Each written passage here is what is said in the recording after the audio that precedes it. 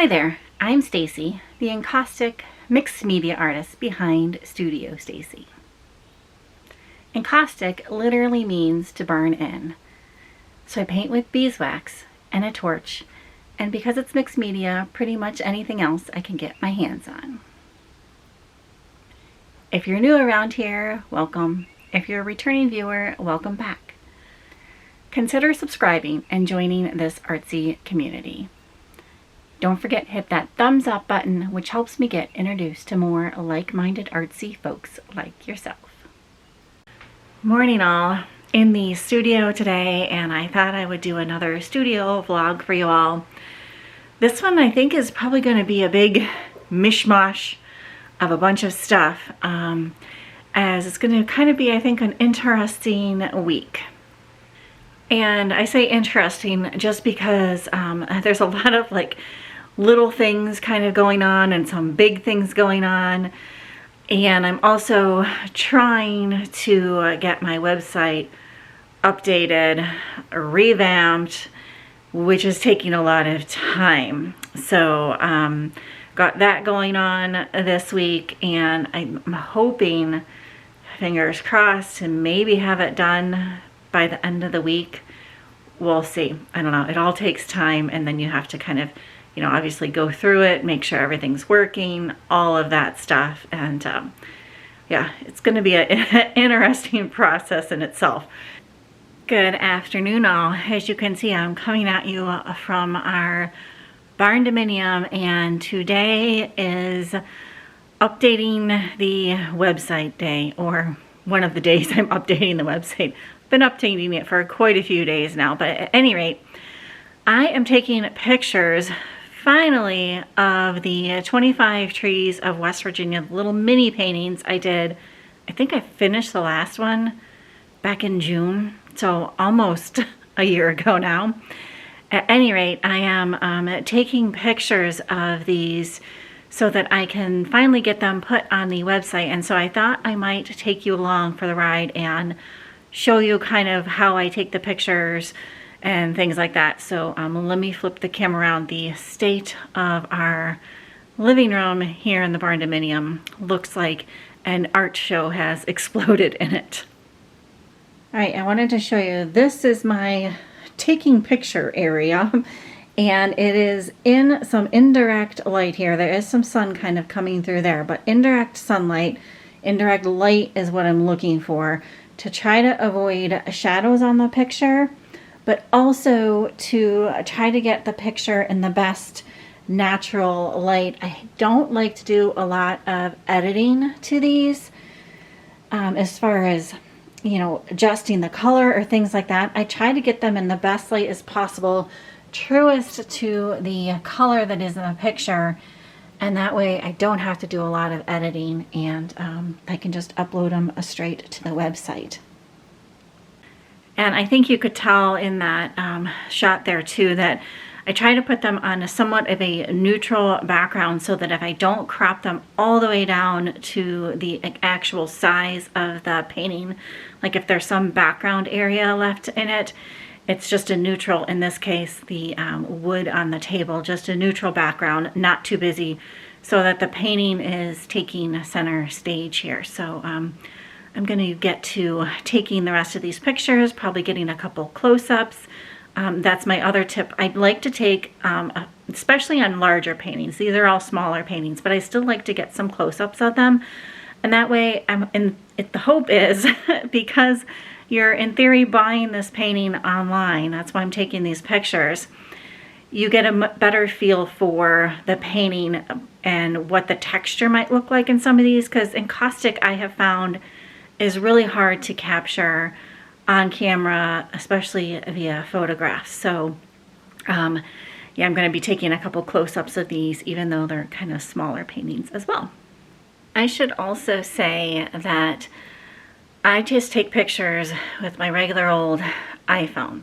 I've taken pictures with more of a professional quote-unquote camera, and I have found that my iPhone works perfectly fine, just as nicely, if not nicer, than a professional kind of DSLR type of camera. So If you're an artist and aren't sure that you can take pictures of your art, I think the best number one thing is a good lighting, and then you don't need any fancy special equipment. If you just have some good lighting or some natural, not direct sunlight or not direct daylight, but just some natural kind of filtered, a spot in your house that has that, or your studio, I think that's the best thing, and I think you can totally take pictures of your artwork. A professional photographer is always a lovely little benefit slash bonus if you can afford one, but if not, I think just taking pictures of your own artwork works perfectly fine. So anyways, in the studio today, and today I think I just kind of want to go through a few things, figure out where I'm at with certain projects, and just kind of get back in here, get back into those projects.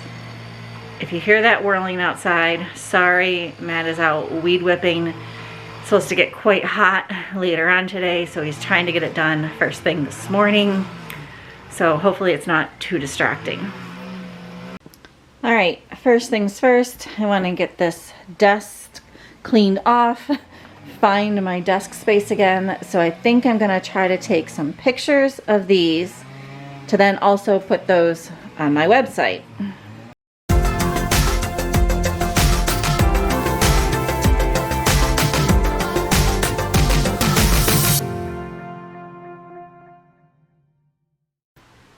All right, I got pictures of all of these, and they're wrapped up and ready to be put into boxes.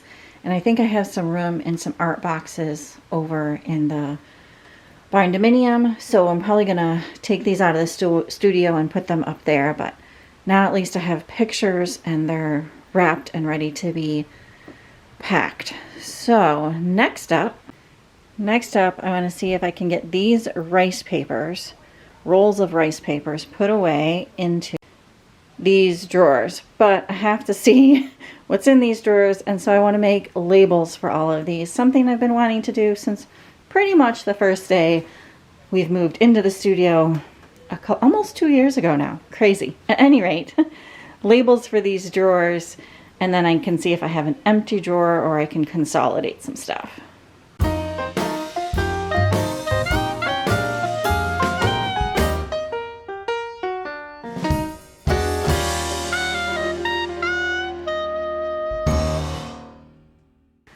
I think you probably caught that in that time lapse that I did, but I had a bit of a rearrange there with these map drawers. I had stuff in there that just, I don't know, just all needed to get rearranged and reorganized.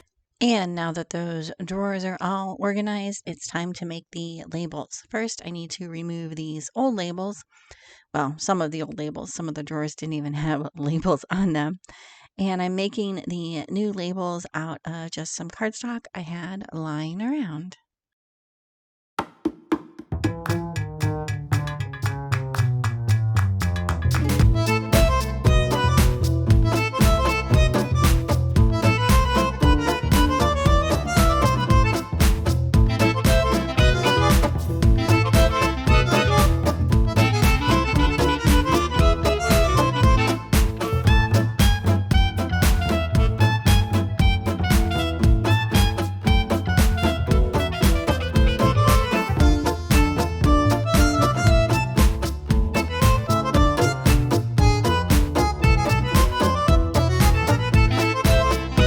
Got the labels cut and the drawers are labeled. Now I do have two drawers that unfortunately don't have the metal little tags on them, I guess, so I just stuck the labels onto the drawer. At some point in time I might eventually get some hardware to put on those two drawers, but for now the labels are in there.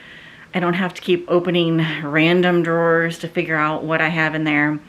And you would think by now I would know what's in there, but I don't. So the labels are definitely going to be very helpful. And things are reorganized and rearranged a bit in a neater way. All the papers together, you know, things like that. I just had stuff everywhere. So now it's much more organized, and I think they're going to work quite nicely.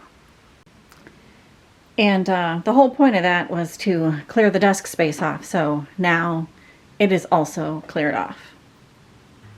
All right, and now that that's all organized, I have picked out, I think, 5 trees that I want to focus on for this upcoming series. I've got some ideas, I've got some brainstorming going on in my head.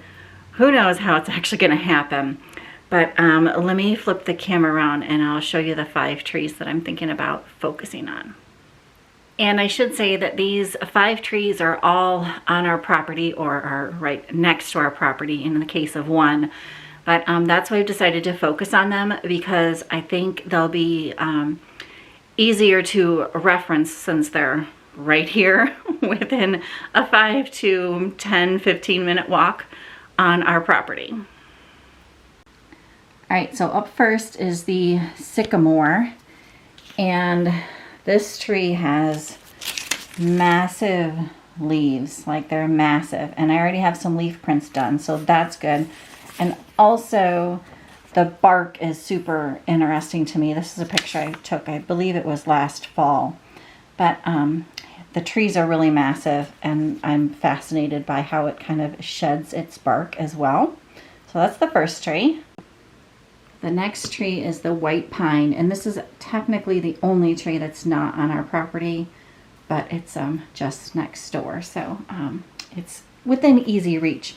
And I've done quite a few sketches on it. I don't have any jelly plate prints because, well, there's no leaves on this tree. So I could maybe take some pine cones sometime, or some pine cones and or pine tree leaves, needles. But I have quite a few sketches done. This is the latest sketch that I did, and some notes on the white pine. So that's tree number 2. Tree number 3 is the American beech tree. And I have some jelly plate prints of the leaves of this tree. And this is a really interesting tree to me because it hangs onto its leaves through much of the winter. And it has incredibly smooth bark, and I have some sketches of it in here. So the American beech tree. And I should also say the American beech tree with the smooth bark is the tree that you'll see when walking around.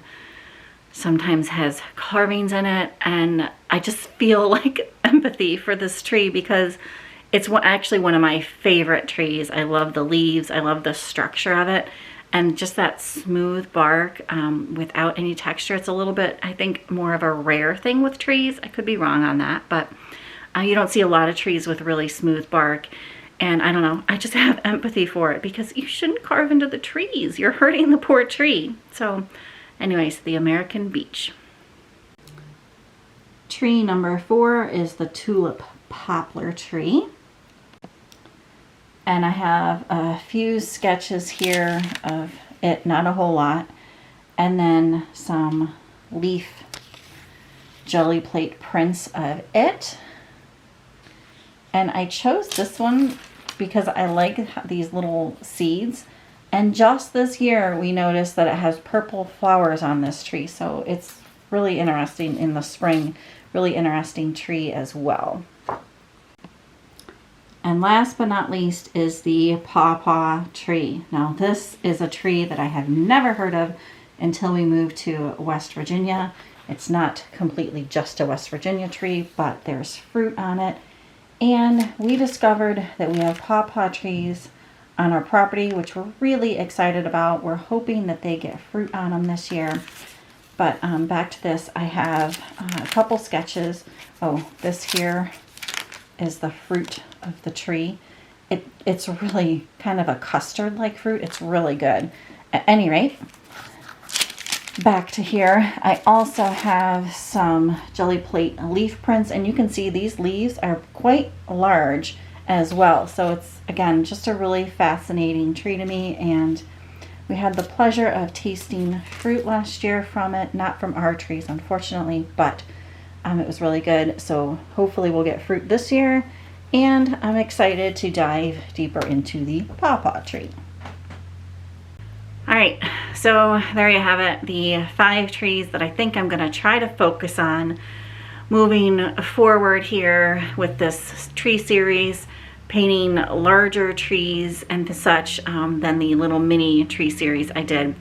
But I'm really excited, and because the weather is nice right now, I'm gonna go out and try to take some pictures specifically of the bark of these trees. I wanna kind of capture the texture, and I might also do some tree rubbings on the bark. I'm not 100% sure if I'll do that today or at a later date, but I'll take you along for that if I end up doing them. But for now, I'm just gonna go out and capture some pictures, and I'll maybe insert those pictures in here now. And yeah, we'll see you tomorrow or the next time in the studio. Hopefully it'll be tomorrow, but we'll find out. Morning all, in the studio today, and the other day I actually did get out. I walked around the woods, took some pictures of some of the trees and some close-up of the bark that are the 5 trees that I want to focus on. And this morning I'm experimenting with more rice paper and pen and some Stabilo Marxall pencil on this rice paper. I'm just using an inexpensive brand of rice paper. It is Yasutomo and it comes in a roll. I believe I got it at Dick Blick, and it's not super expensive, but basically what I want to do is I want to try to get some ideas focused in, and by using inexpensive rice paper, and then go back to the more expensive stuff to see if it kind of performs the same way I'm thinking it will. So anyways, I'm just sketching out some of the white pine tree bark, and I'm probably gonna hopefully maybe do a little bit of the American beech and maybe the tulip poplar tree as well. I only have an hour-ish here in the studio, so I'm just kind of doing this quick little sketches, and just keeping in mind the characteristics of the bark. So for example, this white pine has, it's really like, I would consider thick bark, really texturized bark, and has long, I don't know if striations are the word, but long lines going through all the way down the tree. Almost not a continuous straight line, you know, they're a little bit jagged, but long, kind of a continuous jagged line on this bark. So I'm trying to keep that in mind while I sketch it, and I'm just using the pictures on my phone to sketch these. And yeah, so that's what's happening today here in the studio.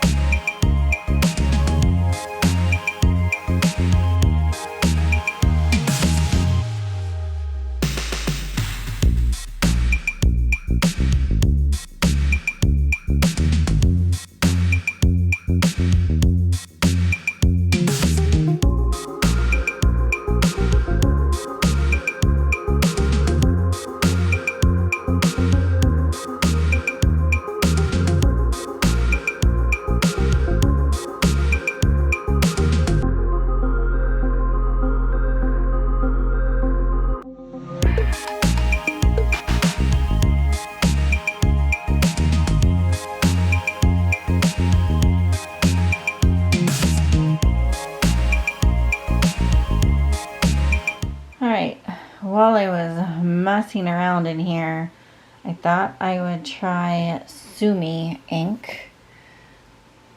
this ink right here and on this rice paper, and it makes huge blobs unless you're real careful. So not a fan of this, but you know, now I know. And I should also say I'm using this just blue painter's tape to tape this down, only because it's rolled up from being in the roll there. So that's the only reason there's blue painter's tape on the edges, is just to keep the paper flat while I'm sketching on it. All right, here you go. The white pine and white pine. Then this one's still wet, but tulip poplar, tulip poplar, and then we have the American beech and the American beech. And I think I'm really, I know y'all probably, if you've been here a while, know I love my Stabilo Marxall pencil, but I think I'm kind of really liking how they're coming out on these.